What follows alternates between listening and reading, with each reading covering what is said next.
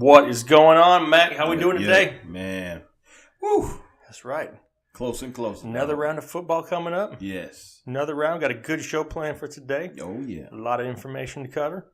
Today we're going to be talking about some people who ADP be rising and falling. Yeah. They're either taking off or they falling like bricks. Yeah. It's quite a few people, man, that's looking pretty good right about now. But then there's a few, maybe not. Not so much. Not so much. Yeah. Not so much, yeah. We welcome back to the next episode of Fantasy Headliners. Coming at you again.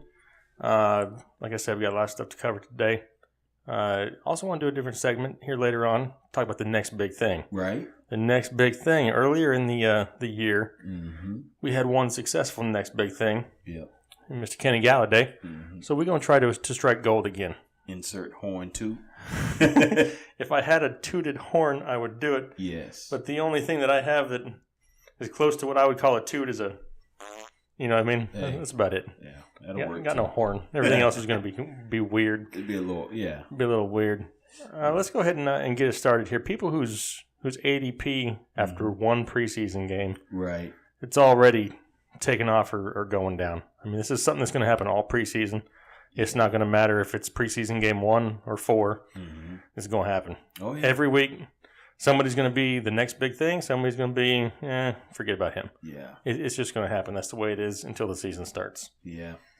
You know what, man? And it's kind of one guy in particular, his ADP has gone down tremendously. And it's more due to the fact that he got traded. As Mr. Sammy Watkins. Yeah. Poor Sammy. I feel bad for him. I was secret high on Sammy Watkins this year. Yeah. Had he been on the Bills, I was going to kind of snipe him out there a little early because he looked healthy. Yeah. Now, the bad thing is, and I think it's one of those things that, and you're almost a little leery about it, but are they actually trying to tank? You know what I mean? The Bills? Yeah, I mean... Why? I don't understand the purpose of the trade. Exactly. I mean, I think this is the only thing I can come up with is that they thought Sammy was going to walk after the year. Yeah. So before he could just walk for nothing, they tried to get what they could for him. I guess.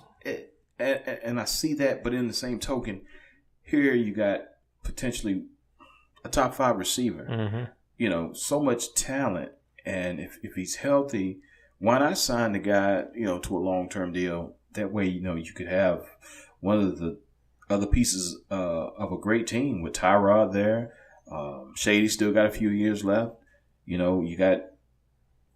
had Sammy and then Zay Jones, the kid. You know what I'm saying? So Anquan Bolden. Yeah, I mean they had people. I mean, and I just don't get why they would pay him for all those years that he was hurt to finally get him healthy and then trade him away. Exactly. I mean, I don't get it. I mean, like I said, if it was to get something for him, something's better than nothing. Right. Maybe. I mean, I don't know. I don't want to say they're tanking yet. Yeah. But I don't get it. Yeah. I mean, Sammy Watkins, when healthy, is elite. Oh, yeah. I mean, he's right up there with the Julios and everything, number-wise, when he's healthy. He's just never healthy for a whole season. Yeah.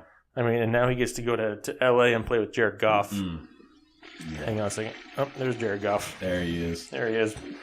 And now, I mean, his whole season just got flushed. Yeah. Kind of. He's got... That was a long sound. That was the longest flush ever. It's not that's a high efficiency toilet. Exactly, yeah. It's not no airplane toilet. No. One of those airport ones. Yeah. What I was going to say, though, is Sammy's going to be serviceable. I just don't know if he can be elite under Jared Goff. I don't think there's enough of Jared Goff talent to get Sammy to the elite level. We talked about it in the last episode. I think Cooper Kupp's more of Jared Goff style of receiver. Right. Short, quick, speedy routes. I mean, he's not going to be able to throw the deep ball to Sammy. No. There's no way. He's going to throw it to the wrong team. Exactly.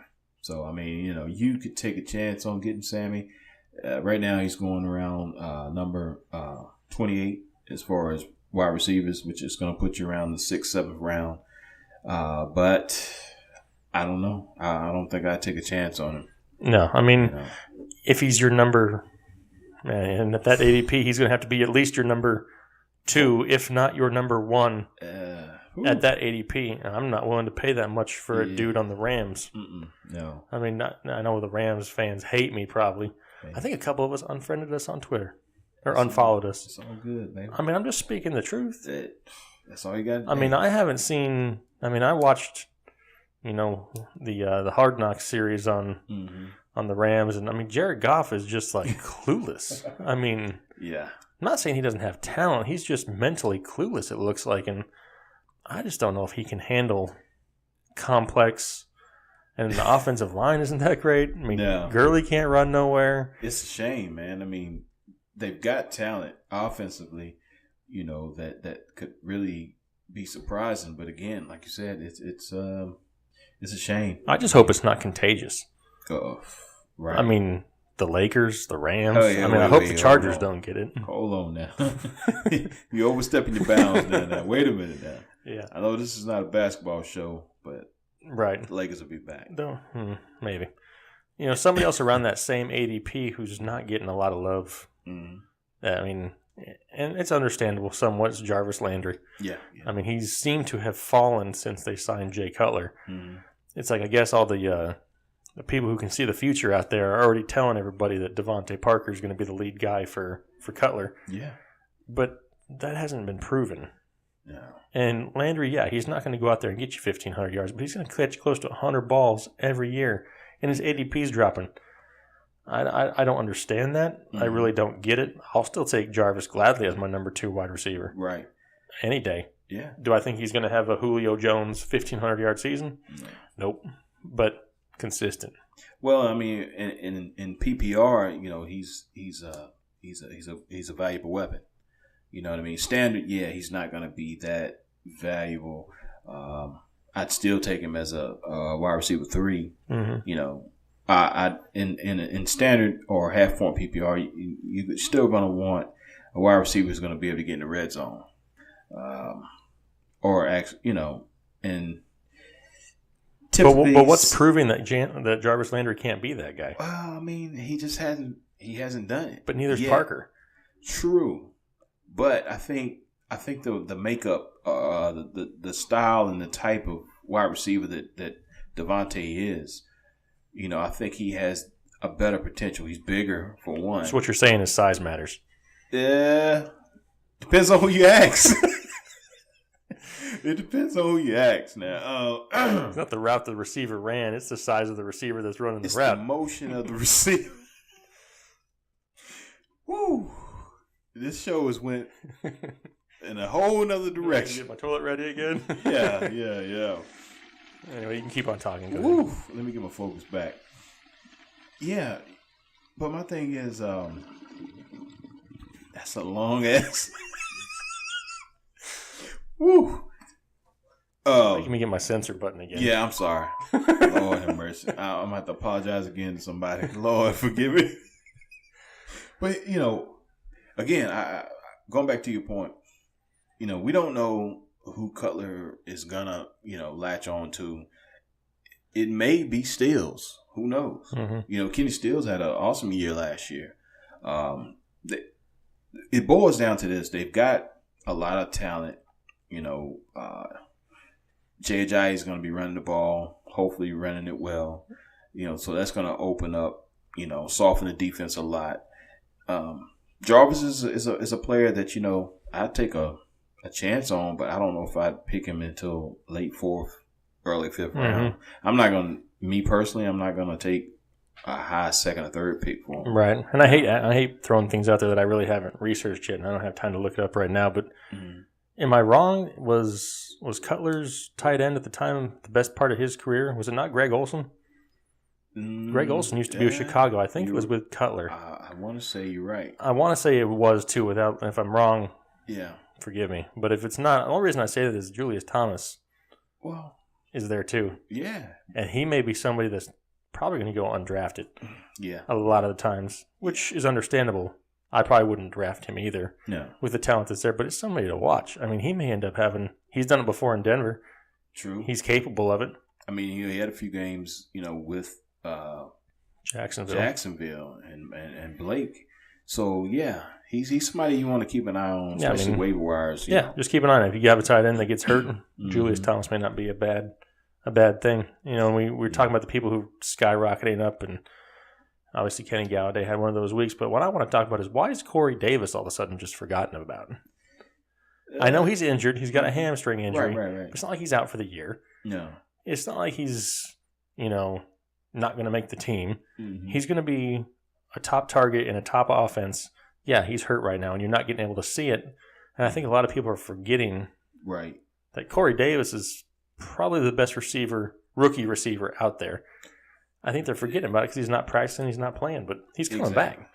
Yeah. I mean, don't forget about Corey Davis. His ADP is starting to fall to the point of I did a mock draft the other day, and I think I got him like the 10th round or something like that. Oh, yeah. I mean, that's ridiculous. I mean, this guy is going to be involved. He's a stud talent. Mm-hmm. Don't forget about Corey Davis. And I think, the world we live in, typically, and it's sad to say it, but, that mentality, you got to see it to believe it. So if he's not out there, displaying his talents. The what have you done for me lately crowd? Exactly. And I know it's up to, people like yourself and I to be able to, remind people, hey, this guy's still a heck of a talent. Mm-hmm. So, yeah, definitely keep him on your radar. I think even in that offense, it's going to be prolific. It could. You know what I'm saying? It could. I don't think DeMarco's going to take the hit that everybody says he's going to take with Henry. No. I think DeMarco's still the lead guy there. I don't think Henry's going to take his job by any means. No. But just the fact that you have two studs at running back, weapons all over the place in the receiving corps with, he's got Decker and Davis and Delaney Walker. They've got tons of people out there to throw the ball to, get the ball to. Yeah. They're going to have plenty of options on offense, and they can score a lot of points. But, okay, and this kind of springboards off of just a random thought I had what about Mariota? All these weapons that we're talking about. I like him a lot. Exactly. So, side note, people, some of those guys who are thinking about getting your Rodgers and your Bradys and Brees and all that, listen to what we're trying to tell you. Don't look at that flashy name and you know what I'm saying, and say, okay, I'm going to get, Brady in a second or Rodgers. When you can get a Mariota who's going to have, I guarantee you, one of the best seasons that you are going to see. Look at all the talent that we just named that he's got. Those are weapons. He didn't have that before. And he's a scrambling quarterback that's going to get you rushing yards. Exactly. So, just, our friendly advice, I would look at maybe getting one of these guys in a later round. I think we've talked about it earlier, too. The honey hole of quarterbacks right there is the Jameis Winston, Kirk Cousins, Marcus Mariota section. Yeah. That's where you kind of need to focus. Even Old Man Rivers. Old Man Rivers. Oh. I know you've had a lot of love, and we've talked about it in the past, Carson Wentz. Yes, He could be real sneaky this year. Watch Carson over the preseason. Exactly. He could definitely move up. Yeah. Definitely quickly, especially with all the stuff that he's got. But don't go out there and rush to get those big names. They do. They look good on the top of your roster. It looks good to have Aaron Rodgers as your quarterback. Right. Doesn't look so good when your wide receiver one is, Jarvis Landry. Exactly. You know what I mean? Yeah. You want him to be your number two. Go out there and get those stud running backs and receivers and stack yourself with them. And then get these quarterbacks in the 6th, 7th, 8th, 9th round and be good. If you look at just do your research, pull up like fantasy football championship teams and see how they're constructed. Almost 60% of those have, and some of the other experts out here, they'll tell you draft your quarterback late, or in the later rounds, because you're going to get more of your skilled players early on. Just do the research. I'm telling you. Yep. It's just, it looks good to have those guys, but even some like Brady last year, how many games he missed?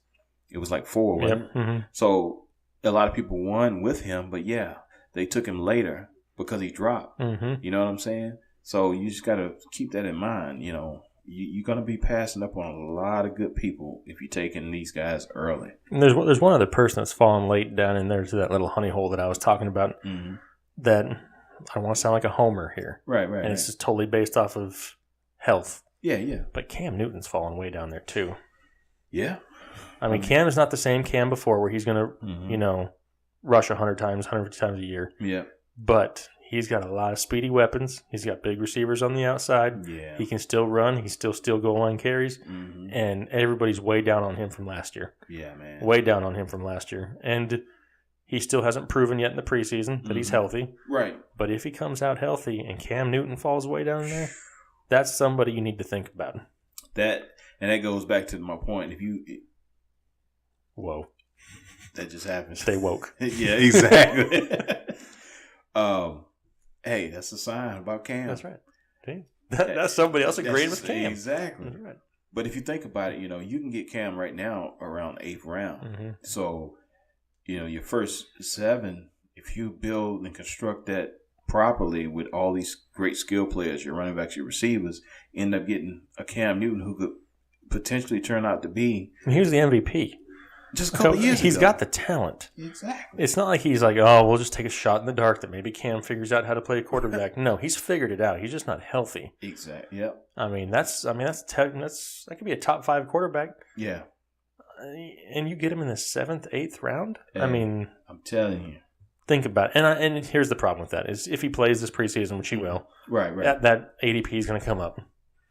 Yeah. It's not going to come up drastic, but it's going to come up more than it is now. Right. So, even if you can get a healthy Cam Newton in even round 6, which is about a round earlier than I normally do it. Yeah. But I'd be willing to go a round early if Cam looks healthy to get a top 5 quarterback after I've already filled out my running back, receiver, tight end positions. Yeah. Sign me up. That's generally the earliest that I would consider taking, a quarterback because, if you think about it, round 6, you're still going to get, at least 2 or 3 decent running backs. And then you're going to have, 2 stud wide receivers. Then you can go get your quarterback. Mm-hmm. If you get your quarterback 2nd, 3rd round, it's going to pay. Your roster's going to it's going to deplete or it's going to be diluted from that talent that you could have had. Mm-hmm. You got to be a very skilled drafter to be able to compensate in taking a early quarterback. Or be really lucky. Really lucky. And it's been examples of people taking quarterbacks early in previous drafts, and it didn't end so well. Yeah, it didn't end so well. You got great quarterbacks. Right. But you got no running backs. Exactly. You ain't got running backs, you ain't going to win. No. You got to have a stockpile of running backs. And speaking of running backs, I'm telling you, dog, I know you're not going to like this, because I know you're pretty high on this guy. I feel like every week we like him, and next week we don't like him. Yeah. And then the next week we do like him, and then the next week we don't like him. And this is a don't like week. This is a don't like week. For me, and I actually did some extensive research on it. I'm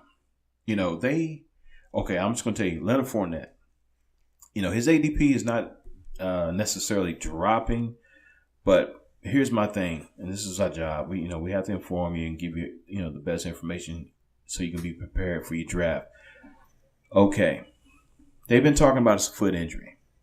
They didn't specify any of that type stuff. So, I did my digging and my research. Okay, last year. Did you do diligence? Yeah. That was strong. That's right there. But yes. And so he has a history of a high ankle sprain. Okay. High ankle sprains are very different from your low ankle sprains. They're very, very painful. And it's hard to push off of them. So being a running back, that's one of the main things you got to do. Mm-hmm. You got to be able to plant your foot and push off, accelerate. If this dude can't do that, think about it. Mm-hmm. It's a little different from other skill positions, but a running back's got to be able to plant and cut and move. And if that's going to be, all right, let me go back. SECcountry.com, they did an interview, actually it was an article back in November 18, 2016, and this is a direct quote. Leonard Fournette's injury, it said, is a chronic problem that will need constant maintenance or surgery in the future. And you can look it up yourself. So those words, chronic problem and constant maintenance, that's words I don't want to see. Mm-hmm. Talking about a potential number 1 or first round pick, I should say. And he missed 6 games last year. Yep. So I'm just telling people out here, he looks like that shiny new toy. I like running backs. That's probably one of my favorite positions, in the game. Mm-hmm. And I like violent runners. You know what I'm saying? He is that. But if he's already having issues on this level, I would be leery. That's all I'm saying. You can do what you want to do. I'm just saying, for my own self, I would be very leery in taking him as high as you're going to have to take him. Yep. And I mean, I don't know if it was last week or the week before, we had an argument where I had to push for Leonard Fournette on you. Yeah. And then it finally started to come around a little bit. And you're like, oh, you know what? Maybe. Yeah. And now all of a sudden, I find myself agreeing with you on this where it's scary. He's going to play. It's not like he's going to be out for an extended amount of time. Mm-hmm. But this is going to kind of be the – who can I compare this to? Over the past few years in fantasy, Julio Jones, Sammy Watkins. Right. Every week, is he going to play? Is he going to sit? He's going to miss the first 2 days of practice. Mm-hmm. When's it going to be announced? It's like every week I have a feeling he may turn into one of these people where you're unsure on a week-to-week basis, which is a lot of the fantasy running backs, to be honest. Yeah. I mean, very few times. I mean, I know last year David Johnson, Le'Veon Bell, Devontae Freeman maybe were pretty much the only solid guys who'd never had any injury concerns really throughout the year. Yeah. They were pretty solid for the most part. But other than that, everybody has them. Right. Not everybody has them every week, though. No, That's not what you want your running back to have. Every week is a foot injury that they're dealing with. Yeah. So, like you said, you just got to be careful. Yeah. I'm not saying don't draft Leonard Fournette. Right. I think people just need to start tempering the expectations.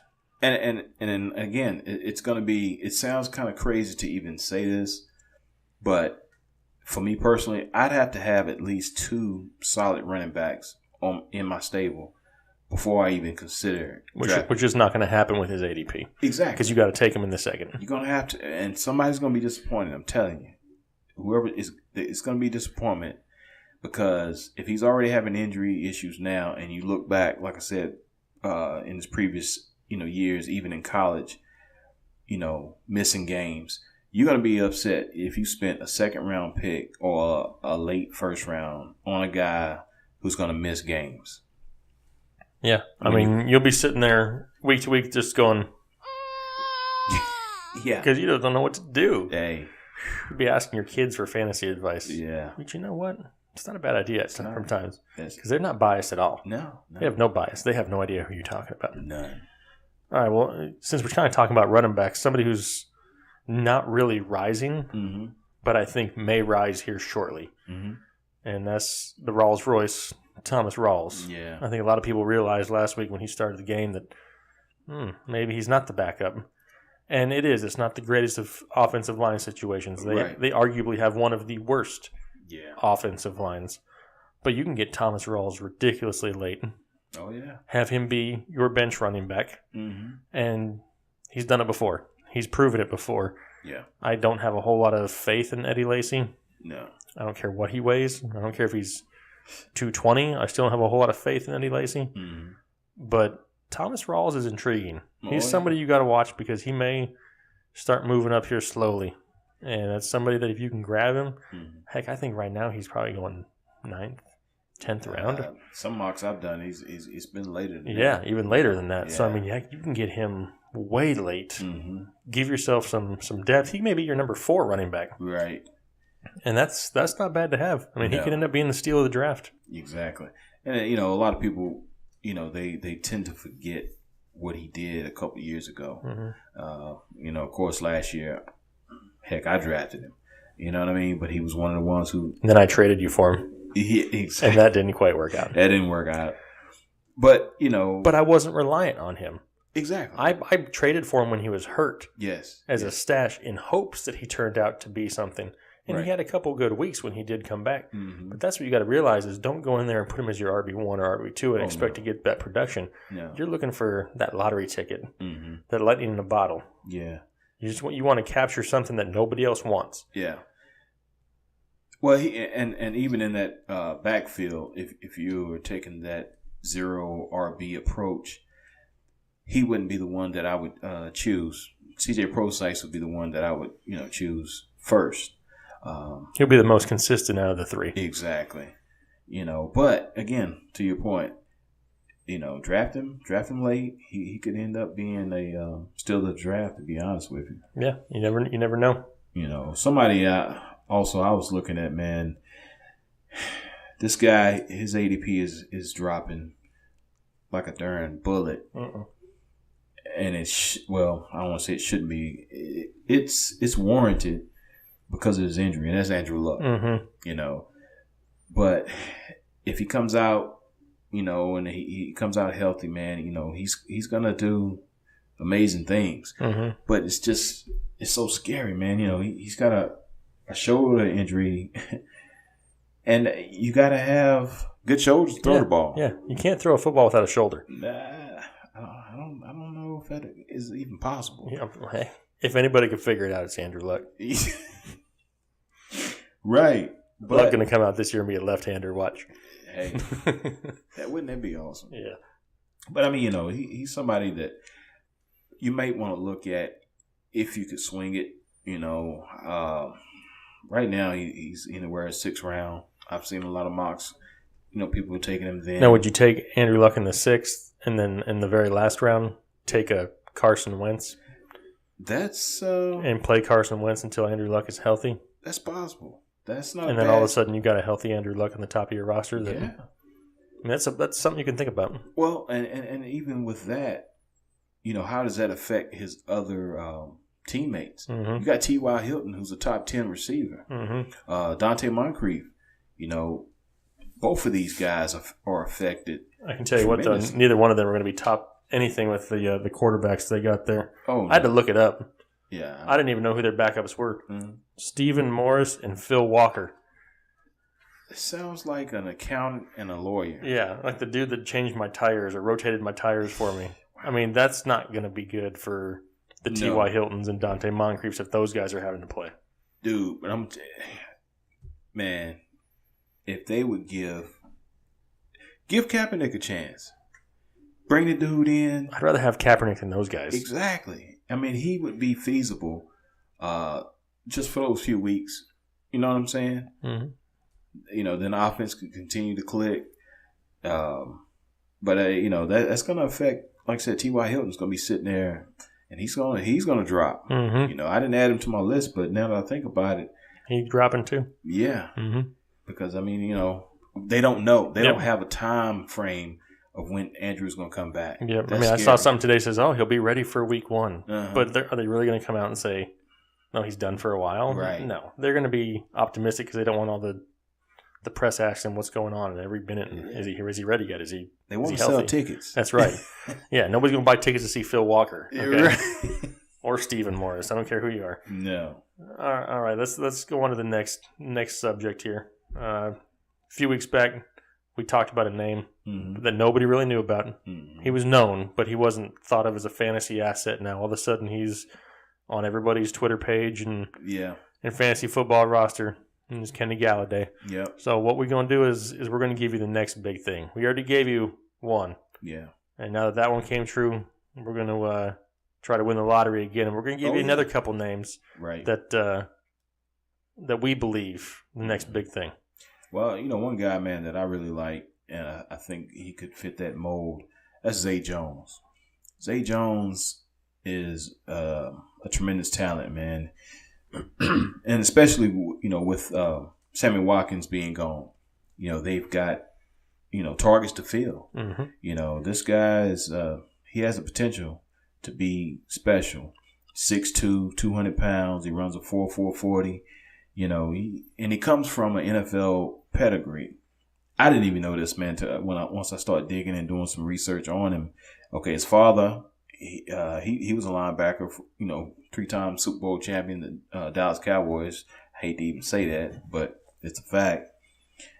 His uncle, Jeff Blake, was a quarterback for the Bengals. That's his uncle? Yeah. I didn't know that. See? Exactly. I'm telling you, man. Dropping all kinds of knowledge. Hey, and then his brother. He's got a brother, Caleb, and he's a wide receiver for the Vikings. So, exactly. So, this dude. So, I said all that to say this. Not only does he have the physical attributes, to be an excellent receiver, but when you got people who's played on the next level that's close to you. You can go through history and look at siblings and from all different aspects of any type of sports. They have that extra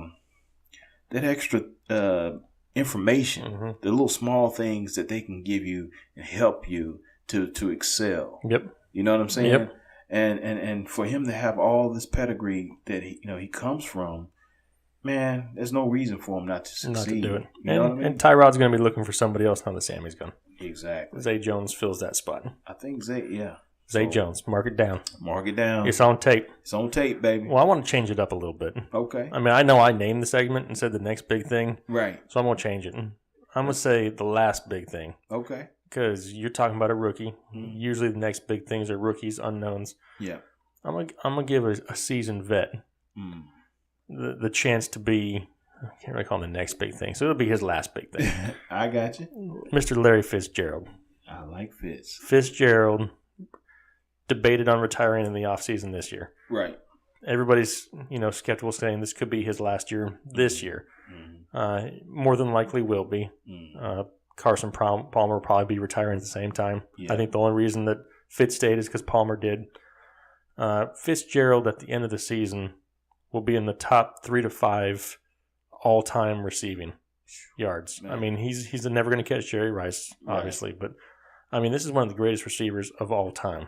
Oh, yeah. I mean, of all time, and he's flown under the radar for so long. Yeah. He's always been one of those guys, oh, yeah, Fitzgerald, he's really good.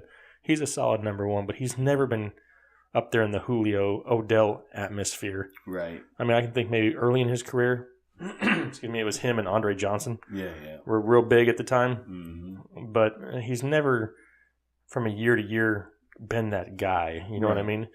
And in this offense, he gets the chance. He led the league in receiving or in catches last year. Last year, exactly. I mean, a lot of people don't even know that. Yeah, he only had about 1,100 yards, but he led the league in receptions. Mm-hmm. I mean, at his age, and I mean, I know he's not old. I mean, he's football old. Yeah. But they are going to try to do whatever they can to send him off into the sunset out in the desert.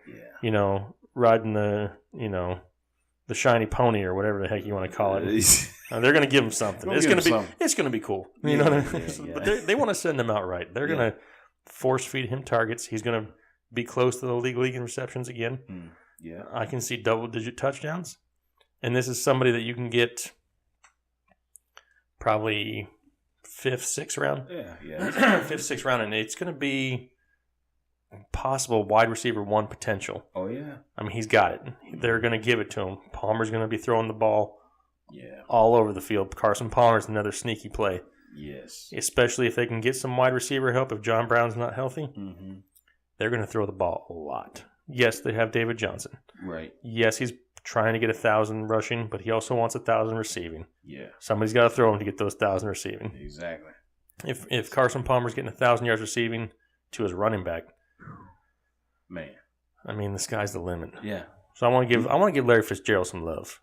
I want to send Fitz out right. I want to say that this is going to be his last hoorah. He's going to go out and do big things this year. Yeah. I can see that, man. Like you said, he's been consistent, throughout the years. He's a silent assassin. Mm-hmm. He's kind of like a ninja. Yeah. You know what I mean? He's not a diva. No. He goes out there and does his job and goes home. Yeah. You don't see him out there dancing and doing all that stuff, man. I mean, I respect Larry Fitzgerald, a lot of ways, man. Even though my boys, the Steelers, stole the Super Bowl from him. Hey. But anyway, no, I agree with you 100%. He's if around that 5th, 6th range round, he could be a steal. Mm-hmm. He could, and you can go heavy RB. Yeah. You can go RB the first 2 or 3 rounds. Mm-hmm. And I, myself, would feel comfortable if Larry Fitzgerald was my number 1. Oh, absolutely. If I could go a Fitzgerald and Diggs matchup, something like that, Fitzgerald, Garcon, Fitzgerald, somebody else in that range. Right. I'm totally fine with that if I can get 3 number 1 running backs ahead of it. Oh, yeah. I trust Fitz. Like I said, he's not going to go out and get 1,800 yards this year. Mm-hmm. But plus, it's a good guy to have on your roster to root for. Yeah. There's guys that you just don't like. There's nothing you can say bad about Fitz. No. He's a good guy. Yeah, I mean he's the type that help your grandmother across the street. Yeah, you know exactly. what I mean? And then go out and score 3 touchdowns on Sunday. And hey, won't even talk about it. No, you cuss him out. He probably just all right, whatever. Yeah, hey, appreciate it. Yeah, go about his way, making his money. Exactly. Getting ready to retire.